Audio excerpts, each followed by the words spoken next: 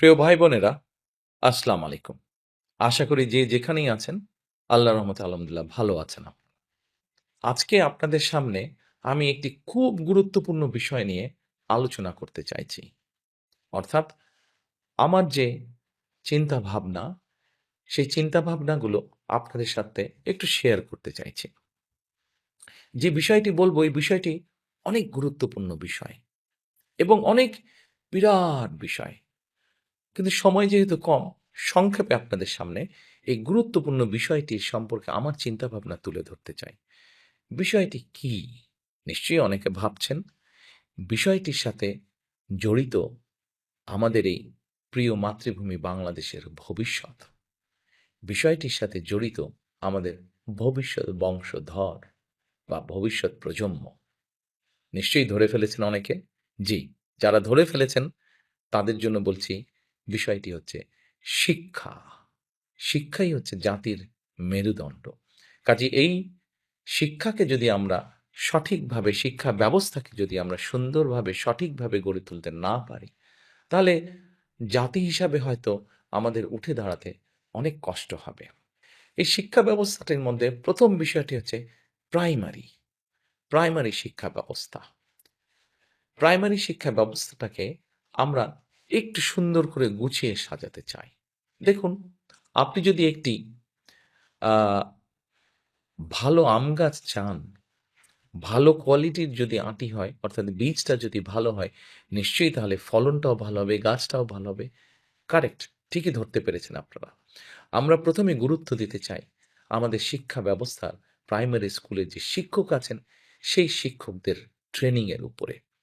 এই শিক্ষকদেরকে আমরা ট্রেনিং দিতে চাই। যারা শিক্ষক আছেন তাদেরকে আমরা ট্রেনিং দিয়ে তাদের কোয়ালিটিটা আমরা ইমপ্রুভ করতে চাই। কারণ আমরা মনে করি শিক্ষক যদি ভালো ট্রেনিং পান, তাহলে অবশ্যই শিক্ষক তার যে শিক্ষার্থী থাকবে তাকে ভালো করে পড়াতে পারবেন, ভালো করে লেখাপড়া শিখাতে পারবেন।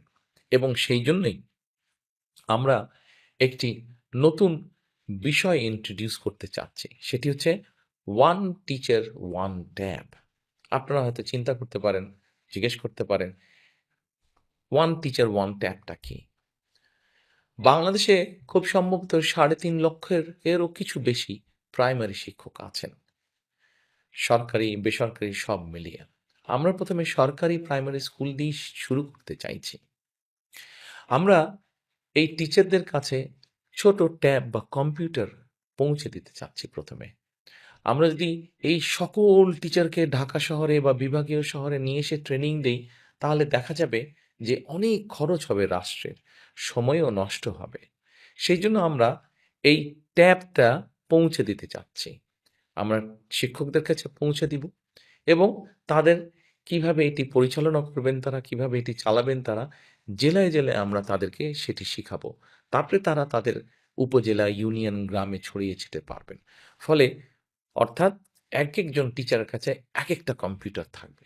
সেই কম্পিউটারের মাধ্যমে ঢাকা থেকে বসে একজন শিক্ষক ভালো কিছু ট্রেনিং তাদেরকে দিতে পারবেন, অথবা একজন শিক্ষক যে যশোরে আছেন, সে দেখা যাবে কুড়িগ্রামের একজন শিক্ষককে ভালো কোনো একটি বিষয় ট্রেনিং দিতে পারলেন।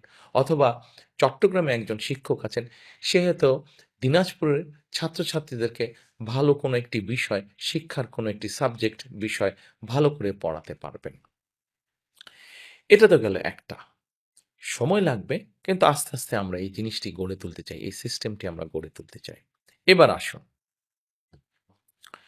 আমরা শিক্ষা ব্যবস্থার মধ্যে আরেকটি বিষয় নিয়ে আসতে চাই। সেটি হচ্ছে ভাষা। দেখুন, আমরা সকলে বাংলা বলছি। আমাদের অনেক ছেলেমেয়েরা, আমাদের অনেক সন্তানেরা ইংরেজিও বলছে অনেকে। কিন্তু চিন্তা করে দেখুন, আমাদের সন্তান, আমার সন্তান, আপনার সন্তান, তারা যদি বাংলা পারে, তারা যদি ইংরেজি পারে এবং ইংরেজি ভাষার পাশাপাশি যদি আরেকটি ভাষা, ৩য় একটি ভাষা সে যদি জানে, তাহলে বড় হয়ে সে যদি তার সেই জানা ভাষার দেশে যায় বা যেতে পারে, তাহলে নিশ্চয়ই সে একটা ভালো কর্মসংস্থান খুঁজে বের করতে পারবে। কাজেই আমরা সরকার থেকে কয়েকটি ভাষা শেখানোর ব্যবস্থা করব। যেমন ম্যান্ডারিন হতে পারে, যেমন জাপানি ভাষা হতে পারে, যেমন জার্মানি ভাষা হতে পারে, যেমন ফ্রেঞ্চ ভাষা হতে পারে, অ্যারাবিক ভাষা হতে পারে, ইটালিয়ান ভাষা। অর্থাৎ পৃথিবীর বিভিন্ন দেশে কর্মসংস্থানের সুযোগ আছে যেই দেশগুলোতে বেশি। কোরিয়ান ভাষা হতে পারে। সেরকম দেশগুলোতে সে দেশগুলোর ভাষা আমরা আমাদের ছেলেমেয়েদেরকে শিখাতে চাই। ৩য় ভাষাটি শিখাতে চাই তাদেরকে। তারা যদি এই ভাষাটি শিখতে পারে, তাহলে বড় হতে, হতে সেই ভাষায় তার দক্ষতা হবে। এবার আসুন, ভাষা শিক্ষার পাশাপাশি আমরা প্রাইমারি স্কুল থেকে শুরু করে একদম ক্লাস 12 পর্যন্ত আমরা আরো কয়েকটি বিষয় এখানে আমরা বইয়ের বা স্কুলের সিলেবাসের মধ্যে নিয়ে আসতে চাই। কি, কি সেটি? যেমন ধরেন, খেলাধুলার একটি বিষয় আছে। প্রত্যেকটি ছেলেমেয়েই কোনো না কোনো বিষয় খেলতে পছন্দ করে। কোনো না কোনো স্পোর্টস খেলতে পছন্দ করে। আমরা যেটি করতে চাইছি সেটি হচ্ছে যে আমাদের ছেলেমেয়েরা সাধারণত যে সকল খেলাধুলায় ভালো, কেউ হয়তো ফুটবল খেলায় ভালো, কেউ ব্যাডমিন্টন খেলায় ভালো, কেউ সাঁতারে ভালো। এরকম যারা যেই স্পোর্টসে ভালো, এরকম ৬-৭ টি স্পোর্টস আমরা রাখবো স্কুল সিলেবাসের ভিতরে, এবং তাকে ওই খেলায় অংশগ্রহণ করতে হবে। যে ছাত্র ছাত্রী যে খেলাটি বেছে নেবে তাকে সেটিতে অংশগ্রহণ করতে হবে, এবং অংশগ্রহণ করাইলেই শুধু হবে না, সেখানে থেকে পাস মার্ক পেতে হবে। অর্থাৎ সে খেলাধুলায়ও ভালো হয়ে উঠবে। যে সাঁতার পারে সে সাঁতারে ভালো হবে, যে ফুটবল খেলতে পারে সে ফুটবলে ভালো হবে, যে ক্রিকেট খেলে সে ক্রিকেটে ভালো, যে জোরে দৌড়াতে পারে সে দৌড় প্রতিযোগিতায় ভালো করবে। তার মানে দেখুন, আমাদের সন্তানেরা ইংরেজি ভাষা শিখলো, আমাদের সন্তানেরা একটি খেলাধুলায় ভালো করলো। এবার আসুন, আমরা আমাদের সন্তানদেরকে গড়ে তুলতে চাই যেমন ভালো খেলতে পারবে, ৩য় একটি ভাষা, ২য় একটি ভাষা জানবে। একই সাথে তাকে আমরা বিভিন্ন রকম আরো আর্ট বা কালচার শেখাতে চাই। যেমন অনেক শিশুরই অনেক ইচ্ছে আছে। কেউ হয়তো গান শিখবে, কেউ হয়তো গিটার বাজানো শিখতে চাইছে, কেউ হয়তো কবিতা আবৃত্তি শিখতে চাইছে, কেউ হয়তো ছবি আঁকতে চাইছে। তাকে আমরা সেই সুযোগটি করে দিতে চাই। এবার চিন্তা করুন তো, আপনার সন্তান ছোটবেলা থেকে যখন একটি ২য় এবং ৩য় ভাষা শিখবে, একই সাথে আপনার সন্তান যখন একটি খেলায় ভালো হবে, একই সাথে আপনার সন্তান যখন একটি আর্ট বা কালচারে ভালো হবে, এতগুলো গুণ যখন একটা বাচ্চার মধ্যে থাকবে, সেই বাচ্চাটিকে কেমন করে কেউ আটকে রাখতে পারবে? সে এই দেশে বাংলাদেশেই থাকুক অথবা সে পৃথিবীর যেকোনো দেশেই যাক না কেন, তাকে কেউ আটকে রাখতে পারবে না। সে তার জীবনকে তার মতন করে সুন্দর করে গড়ে তুলতে পারবে। প্রিয় ভাই-বোনেরা, আপনাদের অনেকের কাছেই হয়তো মনে হতে পারে যে আমি যেই কথাগুলো বলছি আসলে কি এটা সম্ভব? অবশ্যই সম্ভব। পৃথিবীর বহু দেশ তাদের দেশের শিক্ষা ব্যবস্থাকে এভাবে গড়ে তুলেছে। আরেকটি গুরুত্বপূর্ণ বিষয় এখানে আপনাদেরকে আমি উল্লেখ করতে চাই। যে বিষয়গুলো বলেছি সেগুলো তো আমরা করতে চাইছি। পাশাপাশি আমরা প্রাইমারি লেভেল থেকে ক্লাস 9 পর্যন্ত বিভিন্ন টেকনিক্যাল এবং ভোকেশনাল থিওরিটিক্যাল নলেজটা আমরা বাচ্চাদেরকে শেখাতে চাই, এবং ক্লাস 9 এর পর থেকে ক্লাস 12 পর্যন্ত তাদেরকে আমরা বিভিন্ন ভোকেশনাল এবং টেকনিক্যাল বিষয় প্র্যাকটিক্যাল নলেজটা আমরা তাদেরকে দিতে চাই। অর্থাৎ একটা বাচ্চা, একটা ছেলে বা একটা মেয়ে যখন ক্লাস 12 পার হয়ে যাবে, তখন তাকে আটকে রাখা অনেক কঠিন হবে। তার মধ্যে অনেক কোয়ালিটি থাকবে, অনেক প্রতিভা থাকবে। যেই প্রতিভার কারণে তাকে কেউ, কোনো দেশ, কোনো জায়গায় কেউ আটকে রাখতে পারবে না। সে তার জীবনকে সুন্দরভাবে গড়ে তুলতে পারবে।